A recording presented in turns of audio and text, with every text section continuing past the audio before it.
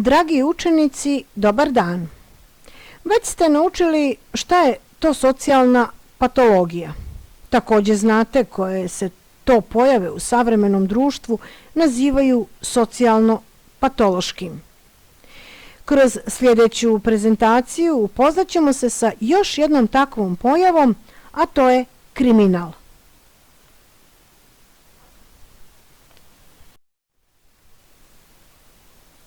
Kao i uvijek do sada, krenut ćemo od samog pojma i njegovog značenja.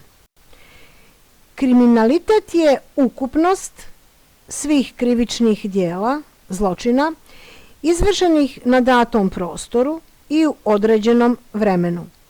Osnovni oblik reagovanja na ovakva djela su mjere formalne društvene kontrole.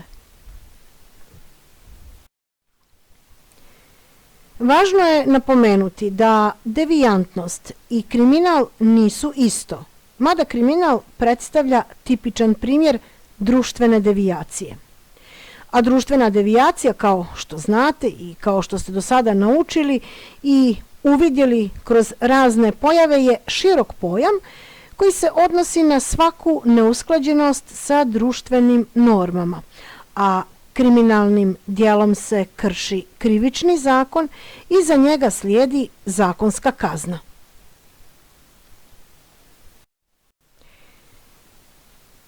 Analizirajući i proučavajući kriminal, sociologija kao nauka o društvu pravi razliku između organizovanog i neorganizovanog kriminala. Neorganizovani kriminal se odnosi na djela koja vrše pojedinci ili grupe sastavljene privremeno za određenu priliku. Mi ih nazivamo situacioni i poluprofesionalni kriminalci.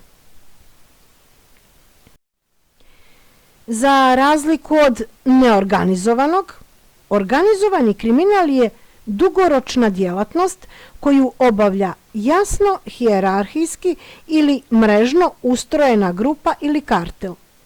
Povezan je sa pojedincima u okviru institucija sistema da bi lakše obavio krivično djelo i izbjegao sankcije.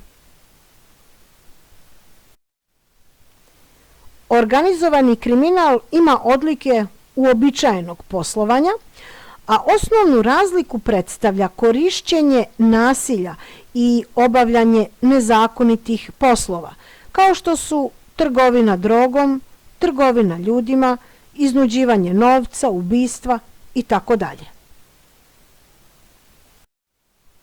Sada ćete se kratko upoznati sa najpoznatijim kriminalnim organizacijama. To su italijanska Cosa Nostra, japanske Jakuze, kineske Trijade, ruska bratva itd. Zbog prirode svog posla ove organizacije najčešće djeluju na međunarodnom nivou, u čemu im posebno pomaže razvoj informacione tehnologije. Cosa Nostra, što bi u prevodu značilo naša stvar, je naziv koji se koristi za sicilijansku mafiju, koja se nakon talasa iseljenja proširila na druge zemlje kao što su Sjedinjene Američke Države, Kanada i Australija.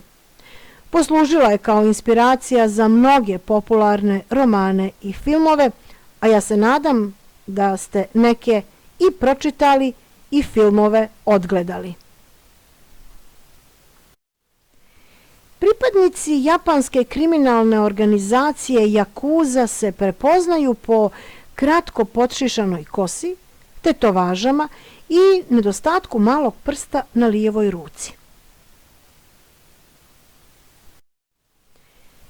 Kineska mafija, koja kontroliše unosne ilegalne poslove Trijada, su rasturanje droge, pranje novca, prostitucija, reketiranje, ali se bavi i piraterijom kompjuterskih softvera.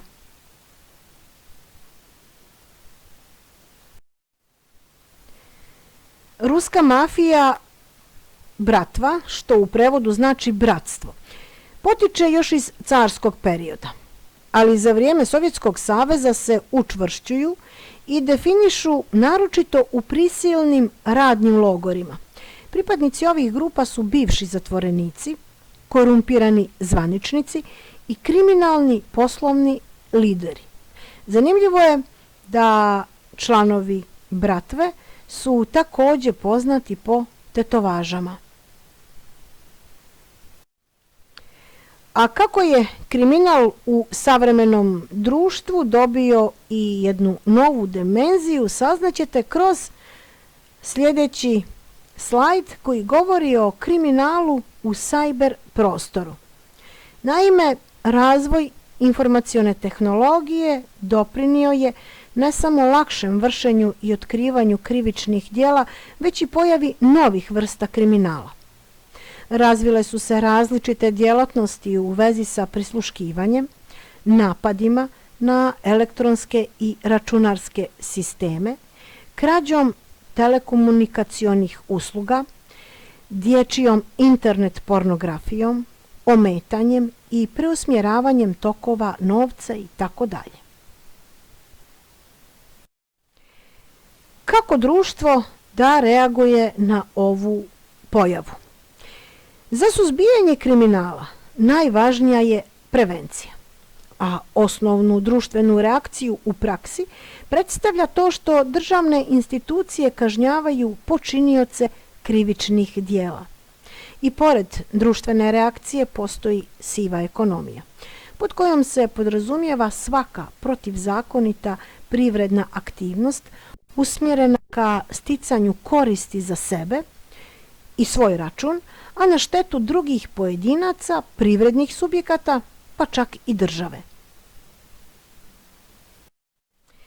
Vaš zadatak je da istražite i analizirate šta je to kriminalitet, koji je najbolji način za suzbijanje kriminala, šta je siva ekonomija, na koji način razvoj informacionih tehnologija doprinosi pojavi novih vrsta kriminala. Vas pozdravlja profesorica sociologije Vesna Krivčević. Ostani doma.